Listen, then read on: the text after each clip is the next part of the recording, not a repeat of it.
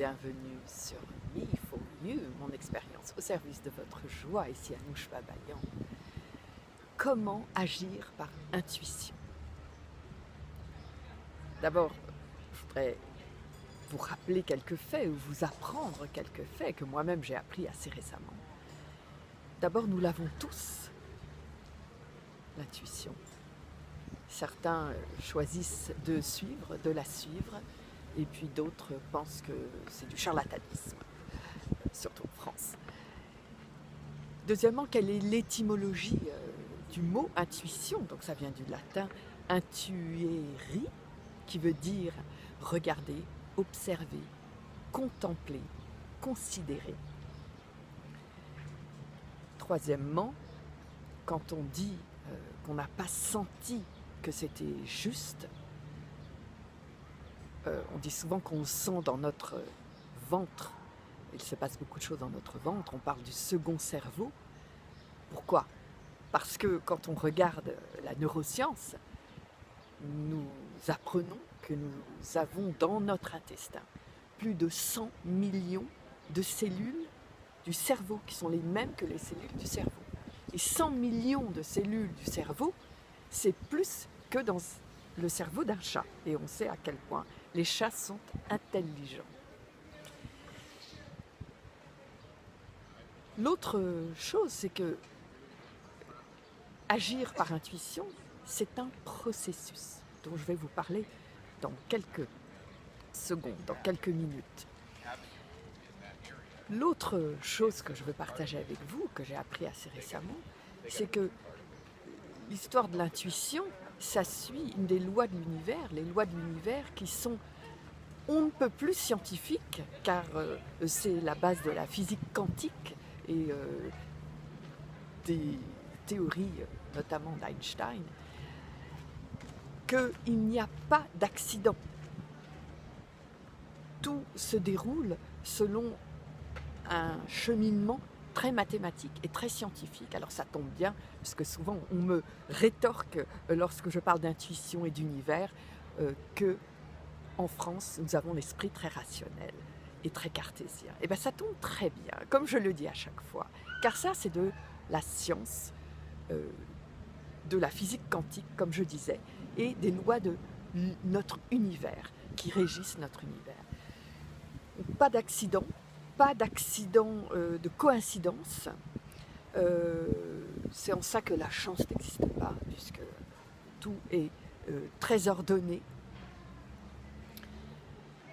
Et à quoi ça sert finalement l'intuition?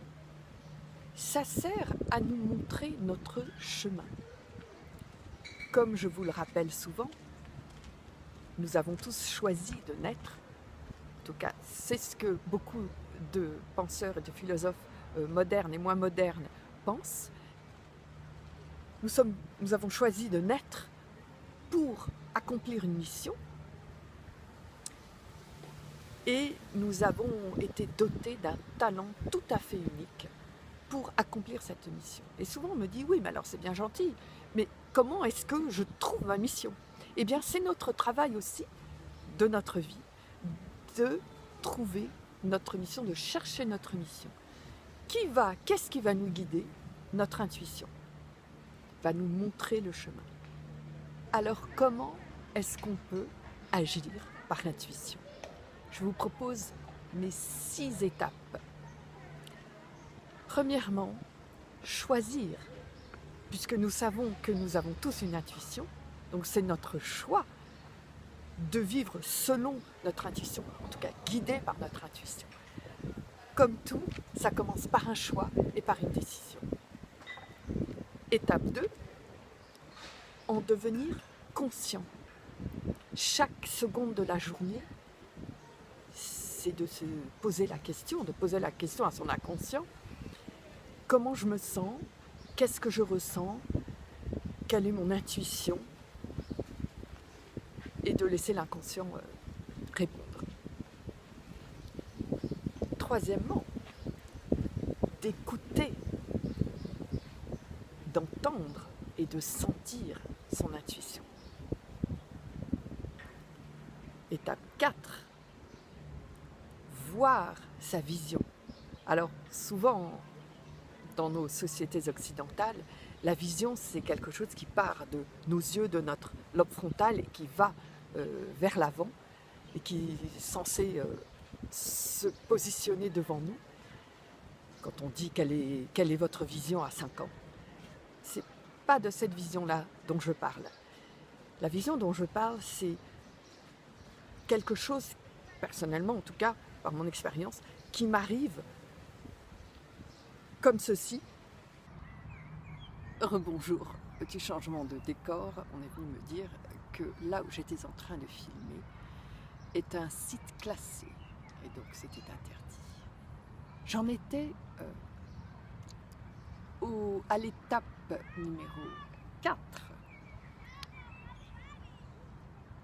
de la vision et donc mes visions m'apparaissent comme quelque chose d'évident, de extrêmement clair, m'apparaissent comme une évidence et comme la réalité de exactement quelle est ma prochaine étape dans mon parcours. Étape numéro 5, qui est clé, c'est faire confiance à son intuition. Faites confiance à ce que vous ressentez, ce que vous voyez, ce que vous percevez comme étant une évidence. Si ça vous apparaît comme une évidence, c'est que c'est une évidence, en tout cas pour vous, pour la réalité de votre mission et de la prochaine étape de votre mission. Parce que j'entends autour de moi, c'est vraiment le point qui bloque et qui empêche les gens de prendre les actions qui suivent l'intuition. C'est le manque de confiance, de se dire c'est pas possible. L'autre jour, une amie me dit, à chaque fois je me dis mais c'est pas possible que j'ai raison. Et rationnellement, elle refait le parcours et elle se dit bah non, c'est pas possible. Rationnellement, c'est ça et c'est pas ça. Or, la réalité, c'est que c'est ça, c'est ce que l'intuition vous dit. Ça, c'est la vérité. Et je vous propose d'aller rechercher dans vos expériences passées pour valider ce point. Étape 6, finalement, avec tout ce déroulé, c'est d'agir. Parce que ça ne sert à rien de savoir si on n'en fait rien, n'est-ce pas? L'idée, c'est de dire, voilà, je sais quelle est ma prochaine étape, c'est ce que je ressens, c'est ce que j'ai vu, c'est ce qui me semble juste. C'est comme ça que je parle souvent. C'est ce qui me semble juste. Et donc, je passe à l'action. J'espère que, malgré le changement de décor, toutes ces étapes, tout ce que j'ai partagé avec vous aujourd'hui vous aide. Merci de votre loyauté.